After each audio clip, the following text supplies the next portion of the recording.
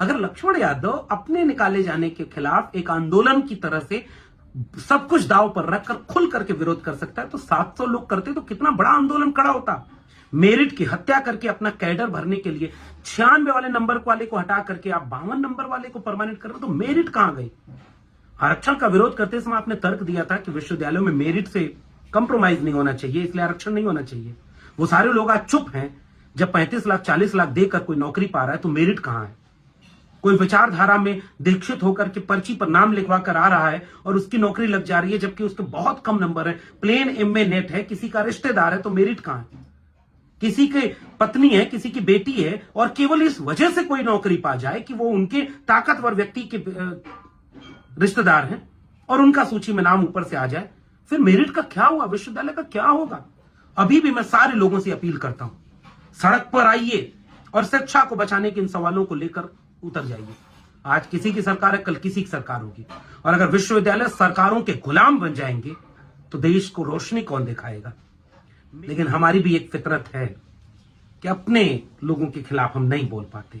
हाँ, तथ्यात्मक गलती होगी तो हम बोलेंगे, जैसे अभी हमने बोला कि यहां आपका तथ्य गलत है कि सारे लोग निकाले गए, लक्ष्मण यादव को अकेले हीरो बनना था इसलिए उसने नाम अकेला किया। सामाजिक आंदोलनों में और ऐसी लड़ाइयों में अक्सर आप पाएंगे कि जिनके खिलाफ आप लड़ रहे होते हैं वो कई बार आपके खिलाफ नहीं खड़े हो पाते, क्योंकि आप सच के पक्ष में खड़े होते हैं, न्याय के पक्ष में खड़े होते हैं, इसलिए आपके खिलाफ आपके लोगों को खड़ा कर दिया जाता है।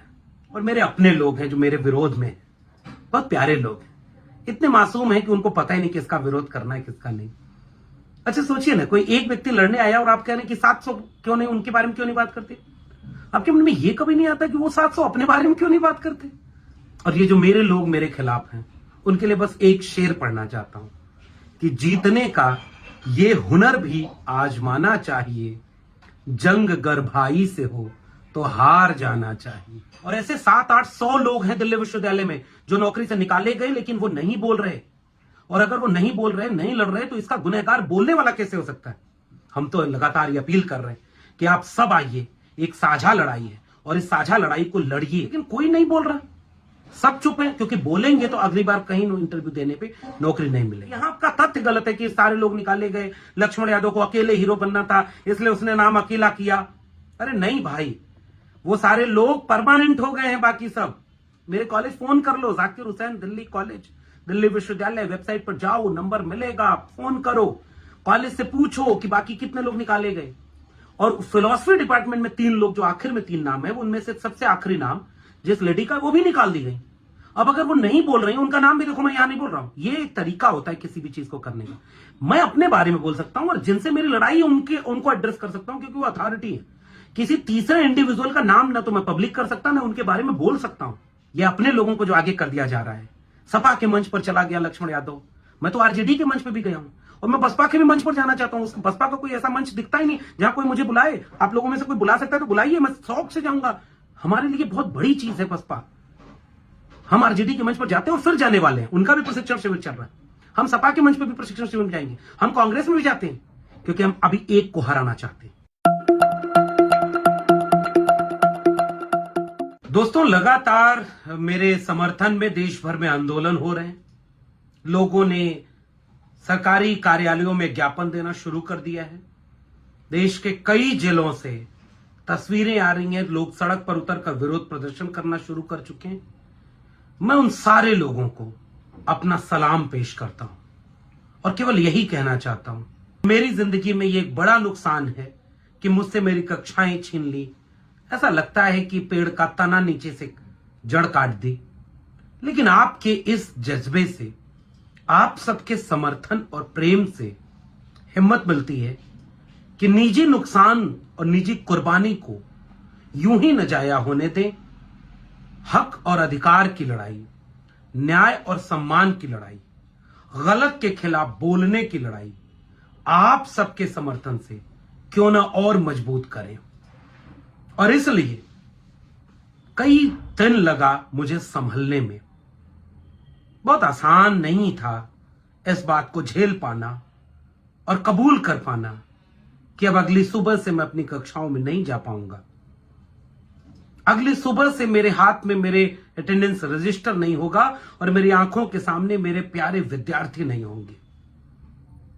मगर हां, जो गलत था उसके खिलाफ बोलने का जो सबक इन अकादमिक संस्थानों ने मुझे सिखाया था, आज इम्तिहान का वक्त आया तो अपना करियर दांव पर लगाकर हमने वो गलत के गलत कहना कबूल कर लिया। और आपने जो हिम्मत और प्रेम दिया है, समर्थन दिया है, उससे ये हिम्मत और बढ़ गई है। तो शुक्रिया तो नहीं कहूंगा, क्योंकि आपका स्नेह और प्रेम शुक्रिया से आगे की चीज है, लेकिन हां, लड़ाई को आपने मजबूत किया है तो अब ये मजबूत होती चलेगी। हम लगातार संपर्क में हैं लोगों के ज्ञापन अगर कोई बन जाएगा हम लोगों का तो उसको भेजेंगे और भेजेंगे आपको जल्दी। मेरे विद्यार्थियों ने खत लिखा है, अब लगातार ये चीजें आगे बढ़ रही हैं और इसको लेकर के हम लोग मजबूती से लड़ाई आगे बढ़ाएंगे।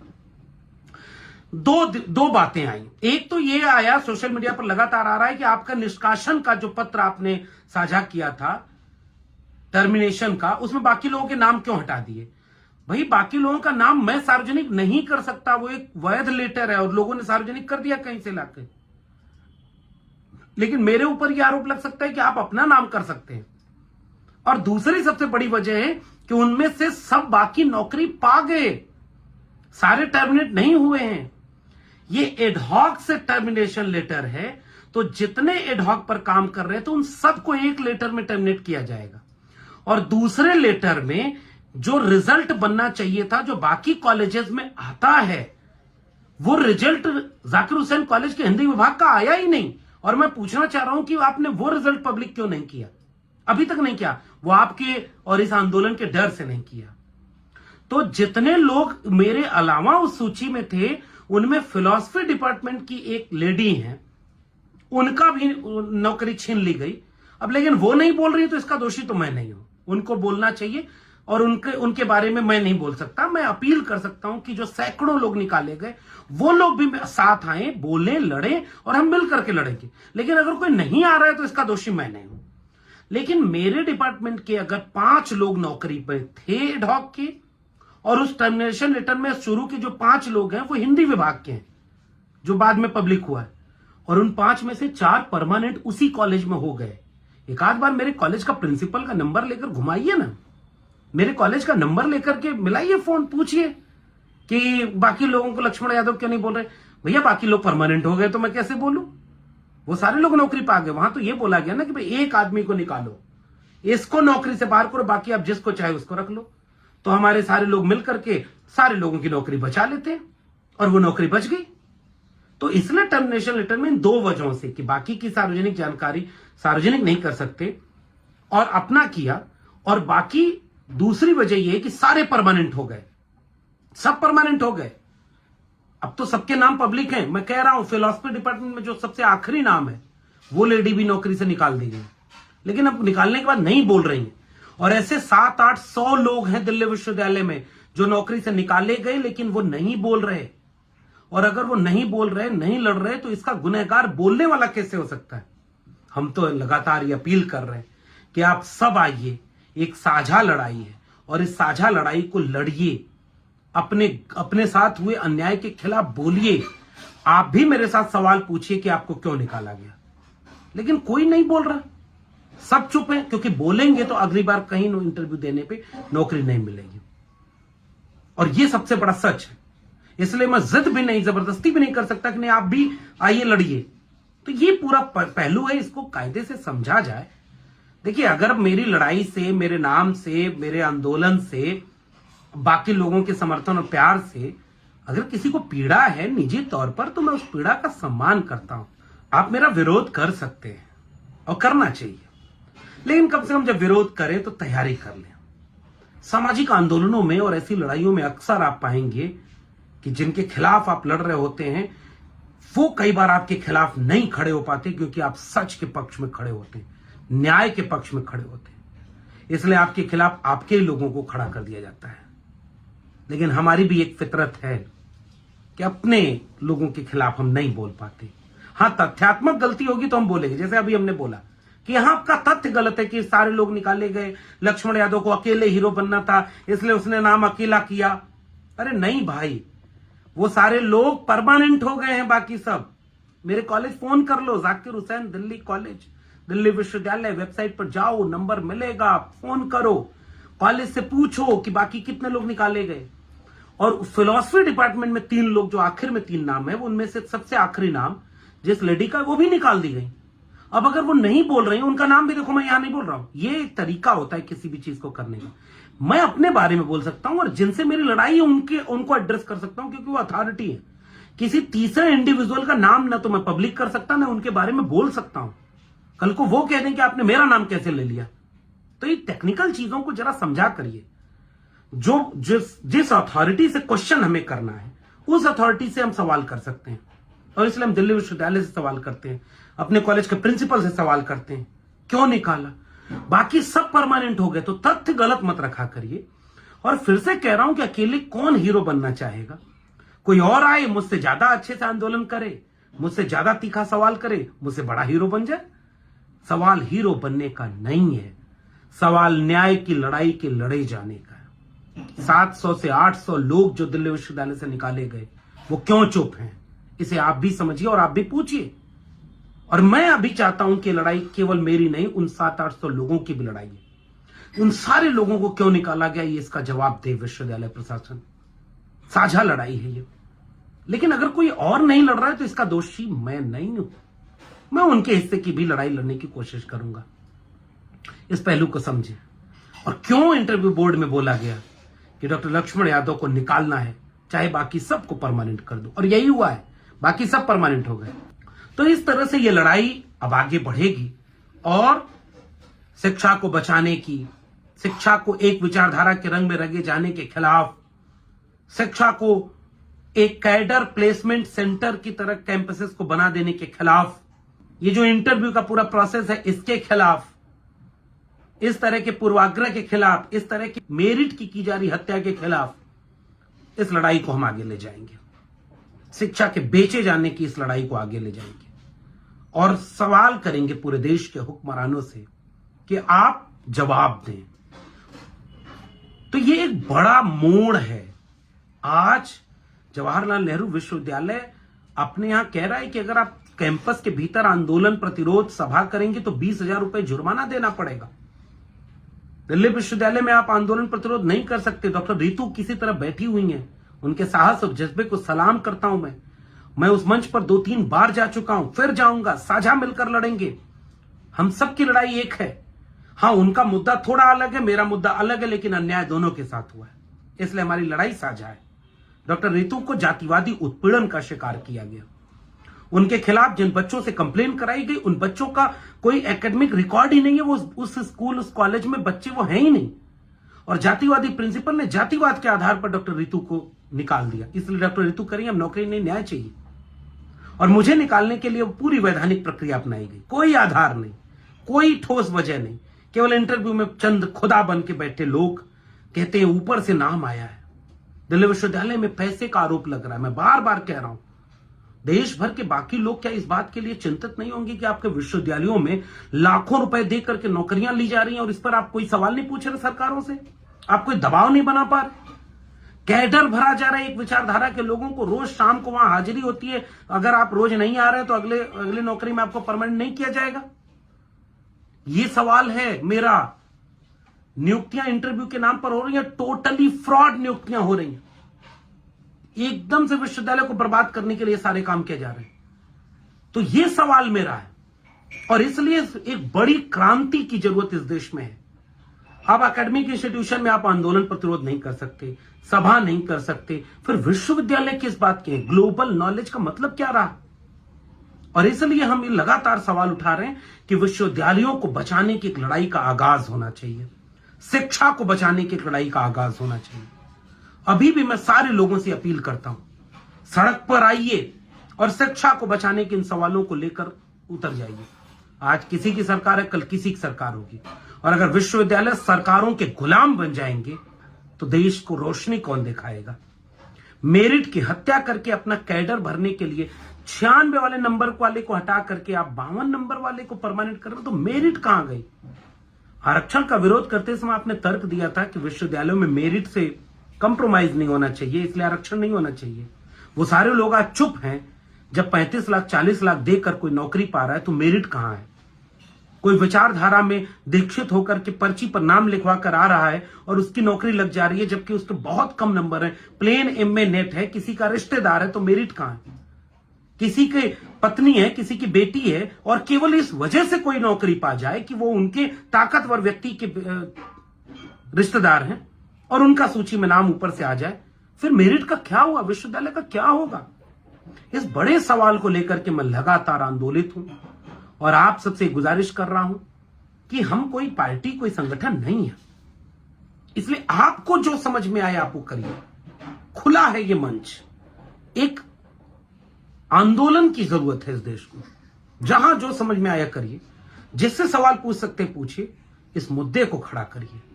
और इस तरह के और भी अगर कोई मन में आपके सवाल हो कि मैंने टर्मिनेशन लेटर में बाकी लोगों के नाम क्यों ब्लर किए थे और बाकी लोगों की लड़ाई क्यों नहीं लड़ रहा हूं, इस तरह के किसी बहकावे में मत आइए। और मेरे अपने लोग हैं जो मेरे विरोध में, बहुत प्यारे लोग हैं, इतने मासूम हैं कि उनको पता ही नहीं किसका विरोध करना है किसका नहीं। अच्छा सोचिए ना, कोई एक व्यक्ति लड़ने आया और आप कह रहे हैं कि 700 क्यों नहीं, उनके बारे में क्यों नहीं बात करते? आपके मन में यह कभी नहीं आता कि वो 700 अपने बारे में क्यों नहीं बात करते? अगर लक्ष्मण यादव अपने निकाले जाने के खिलाफ एक आंदोलन की तरह से सब कुछ दांव पर रखकर खुल करके विरोध कर सकता है, तो 700 लोग करते तो कितना बड़ा आंदोलन खड़ा होता। उसमें लक्ष्मण यादव का भी फायदा होता, उन 700 का भी फायदा होता, और आगे किसी के साथ इस तरह का भेदभाव नहीं होता। आपको यह सवाल करना था, उन्हें हिम्मत देनी थी कि डरो मत।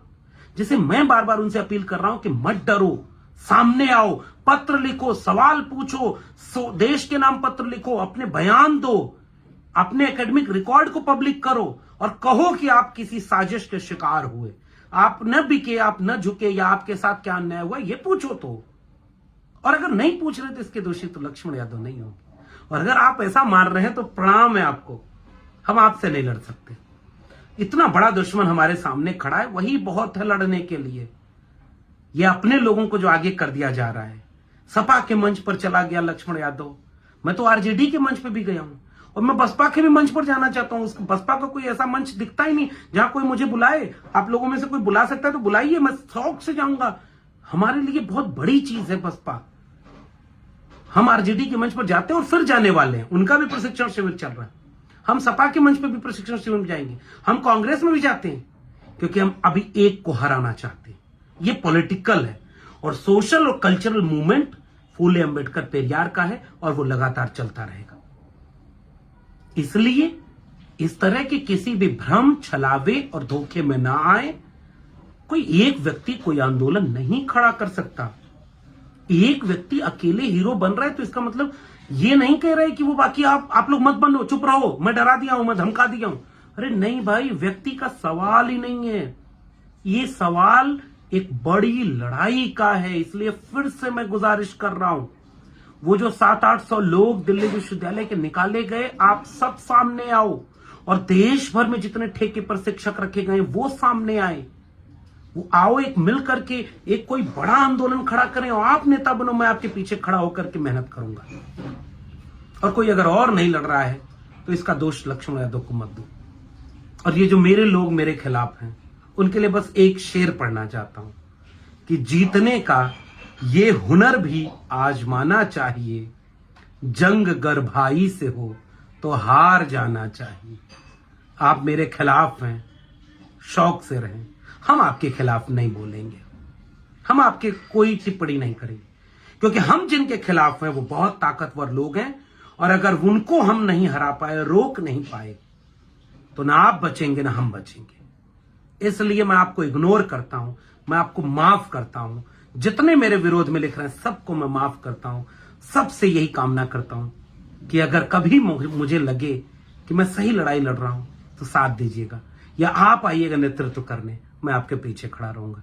क्योंकि अगर उस विचारधारा के खतरे को नहीं रोका गया तो आप भी मरोगे, हम भी मरेंगे, और आने वाले वक्त में ये जवाब नहीं दे पाएंगे कि क्यों नहीं उसको रोक पाए। इसलिए बड़ी लड़ाई है ये शिक्षा को बचाने की, कैंपसेस को बचाने की, फीस जो महंगी हो रही है उसके खिलाफ, सीटें घटाई जा रही है, बेचा जा रहा है पूरी शिक्षा को, एक विचारधारा का हमला हो रहा है, पूरी मेरिट की हत्या हो गई, और अब के एकलव्य का अंगूठा नहीं, पूरा पूरा करियर छीन लिया जा रहा है। द्रोणाचार्य आज भी जिंदा है, एकलव्य हम शर्मिंदा है, द्रोणाचार्य आज भी जिंदा है। इसलिए एक बड़ी लड़ाई है, जो कर सकते हैं करिए, हमारा साथ दीजिए, हमारी हिम्मत बनिए। हम आपसे यही अपील करते हैं। हम आपको निराश नहीं करेंगे, क्योंकि हमने बहुत कुछ कुर्बान कर दिया, अपना सपना कुर्बान कर दिया। क्या आप अब भी हमारा साथ नहीं देंगे? हिम्मत दीजिए, लड़ेंगे, जीतेंगे। इंकलाब